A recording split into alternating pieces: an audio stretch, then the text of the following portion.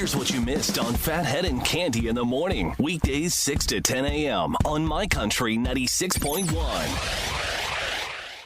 My Country 96.1, Phathead, Cande Roth. We're going to be at about 65 and sunshine. Really nice. Tomorrow we'll get to 70, but rain. And then we'll talk about the weekend and beyond tomorrow, Cande. All right, we'll deal with it tomorrow. How you doing? How's everything over there? Everything's good. I saw my Dr. Nick yesterday, and the first good news I got is that he has the same birthday as my sweet granddaughter Maeve, September 21st. So now we are bonded forever. I can never leave him now. Isn't that incredible? And you loved him beforehand. Absolutely love Dr. Nick. I travel over an hour to see him. I've been going to him over 20 years. Love him.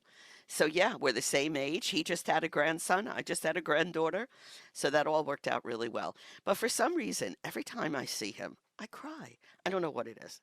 So he says, "What's wrong?" I said, "Well, I'm really scared about this surgery. I don't know." He goes, "Let me tell you something.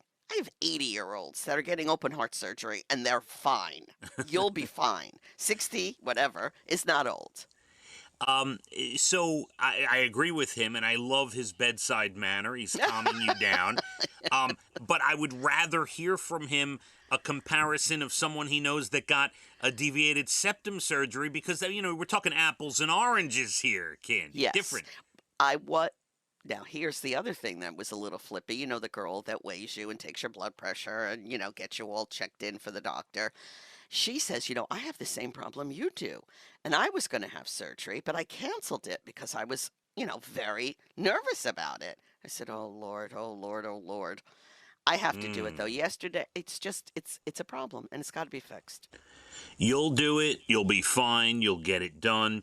Yes. My father texted about it. Let me find this. He texted about this yesterday.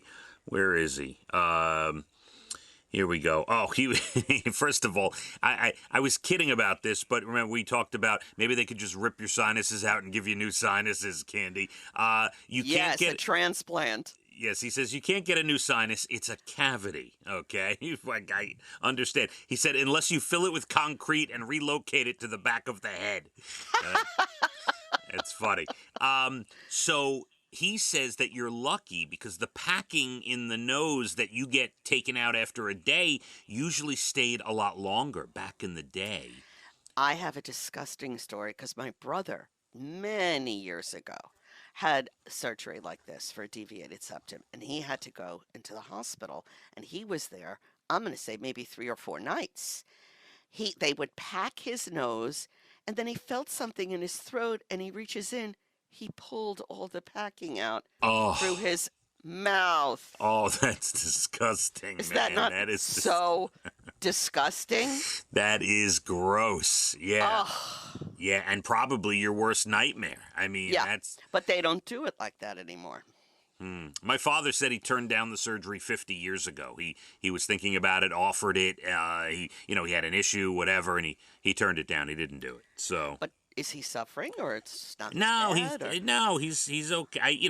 He's got little things like any of us have little issues, but right. No, he's okay. He's fine. Yeah. No, I don't mean to tell you. I don't mean to tell you that to stop you from getting it. I mean, now when he that was 50 years ago. Medical technology is completely different. I mean, yes, my brother's surgery may have been about 50 years ago. Yeah, I mean they probably did surgeries back then with candlelight, and there was no electricity back then. I want to say this. I could be wrong. They broke your nose. I don't know. I don't want to talk about it anymore. I don't know.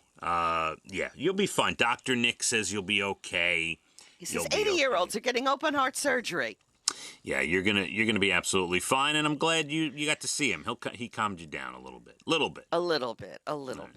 You'll be okay. Let's start you this way. Something upbeat and fun this morning. And by the way, we'll get to the CMAs this hour. We'll discuss the CMAs. I have a new show on Netflix I got to tell you about, Cande. I thought you had a show. I got very excited there for a second. Yeah, could you imagine? That would be great. I can. Yeah. Yes.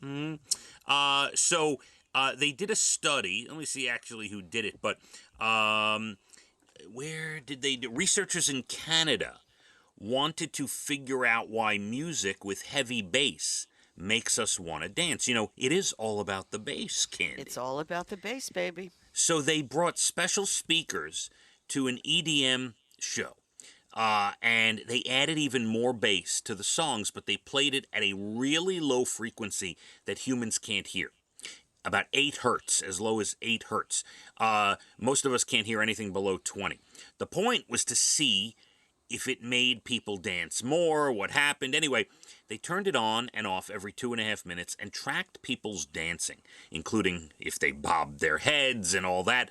The average person moved 12% more when the bass was on, even if they couldn't hear it, because subconsciously they felt the vibration of the bass. You see? Love that, yes. It is all about the bass. That's the truth. I mean, the most honest statement maybe anyone's ever made in this world. And you're sitting there, it doesn't matter where you are, concert or in your car or whatever, you start grooving to that backbeat, to the bass, Candy. That's the... No question. No question.